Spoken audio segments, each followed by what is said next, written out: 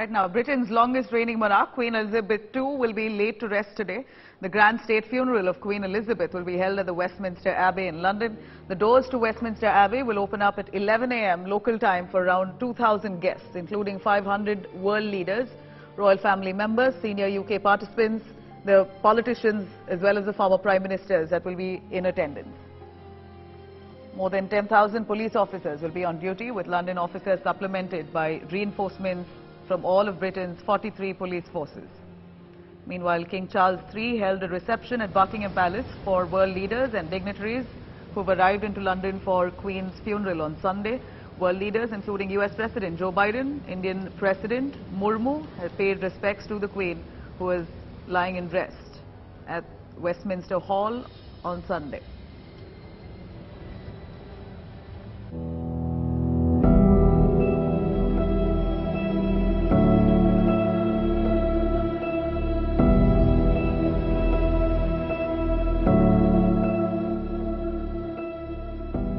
I think what she gave is a sense of, maybe above all, the notion of service. We all owe something. There's something within our capacity to do that can make things, not just the world better, but your neighborhood better, your household better, your workplace better. And that's what she communicated to me anyway. And it was an honor to meet her. An honor to meet her.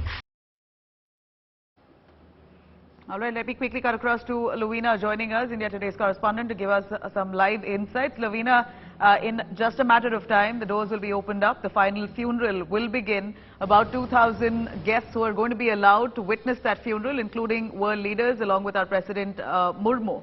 Give us the itinerary for the day. The doors will open at 8 a.m. For the guests to come in, and then a very interesting thing is that at 10:52 the coffin will reach on a gun carriage. This gun carriage was last time used by Queen Victoria, the first time used by Queen Victoria, and then it was also used for Churchill and Louis Mountbatten and two more other kings. So this is the carriage that's being used to carry the Queen from Westminster Hall. Just behind me you can see this is from inside there. The Queen will be carried to the Westminster Hall at 10:52. She will reach by 11. The service starts, and then the service is going to go on till 11:55, which is when there'll be a 2-minute silence followed by the prayer in the end, and all of this finishes at 12. So in across 12 hours there are 3 services. One is the Westminster Abbey, and which finishes at 12. Then on the gun carriage, the coffin, the hearse will go to Wellington Arch, and this is a procession. It will be headed by 200 musicians, including those from Gurkha Regiment, and King Charles III, along with some members of the royal family, will be following the procession behind the coffin, and it will reach Wellington Arch, which is where the national anthem will be played. And every minute there will be a gun salute, and Big Ben will ring as well. From Wellington Arch, the journey is to St. George Chapel or Windsor, which is where she lived and which is where the final ceremony will take place.